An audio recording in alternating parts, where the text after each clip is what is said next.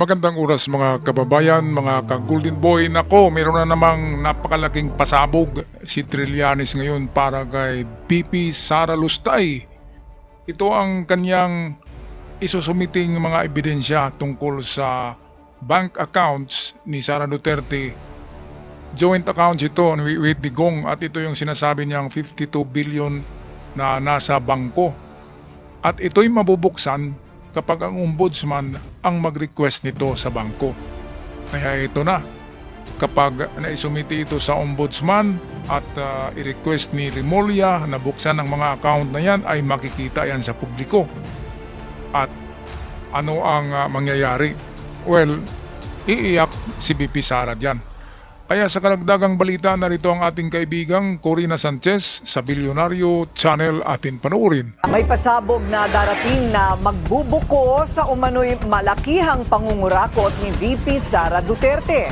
Ayon kay dating Senador Antonio Trillanes, may magsasampa ng isang reklamo at ebidensya na anya'y siguradong magpapatunay ng malawakang anomalya na kinasasangkutan daw ng bise.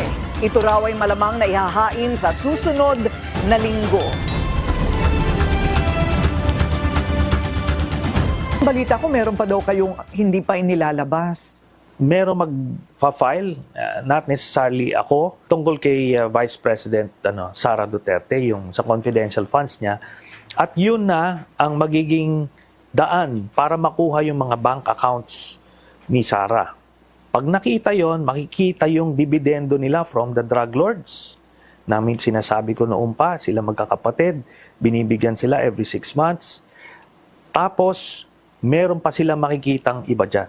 Naku, sino kaya tong taong ito na tutulong kay Trillanes para pagsumiti ng mga ebidensya sa ombudsman?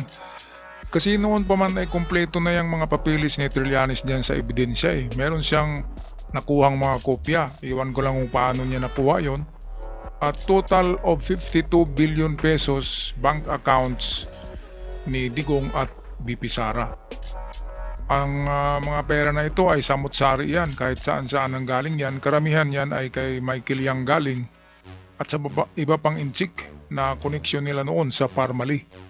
Kaya ito na yung iniintay ng ating mga mamamayan na malantad ang katotohanan tungkol dito sa panglustay ng BP Sara. Ito, bilyong-bilyong kurakot. Ito yung sinabi ni Trillanes eh. Kaya kudos sa bagong lilitaw na maghain ng kaso kay BP Sara maliban kay Trillanes. Kaya itong ating abangan, by next week ay isusumiti na daw sa ombudsman ang mga ebidensya. Balik tayo kay Corina Sanchez, Bilyonaryo Channel. May kita nila kung gaano kalaki ang pera na ninakaw ng nila Sara Duterte kasama si Mans Carpio. And we're talking about billions. So it's not of just the pesos. 160 million It's not. confidential fund. Billions ito. Kailan po mangyayari ito? Pagka na-file na nila, so the ombudsman, through the memorandum of agreement with AMLAC, pwede nila makuha lahat yun. Manatiling nakatutok sa Bilyonaryo News Channel. Alright, maraming salamat Miss Corina Sanchez. Grabe ito na pasabog ni Trillanes. Dahil bilyon-bilyon at hindi lang pala sa COVID Parmali issue ang pera na yan, ay samut-sari ang pinanggalingan.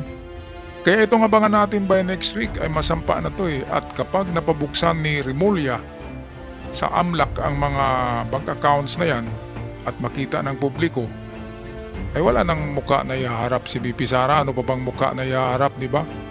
Ang gagawin nila ay bombahin nila yung mga bangko para masunog yung mga papilis, di ba? Mga kababayan, ano kaya ang gagawin nila, no? Alangan naman na kidnapin nila yung mga manager para hindi na mabuksan yung mga accounts na yun. At atin na lamang ang tabayanan to by next week mga kababayan ay maisumiti na ng bagong whistleblower kasama ni Trillanes ang iba pang mga ebidensya tungkol sa bilyong-bilyong pagkurakot ni BP Sara Lustay sa Pilipinas. At sa mga bago pa lamang sa channel, huwag kalimutan mag-subscribe at pag-i-comment na lang sa inyong mga gustong i-komento sa ating comment section. Hanggang sa muli, paalam at ingat ang lahat.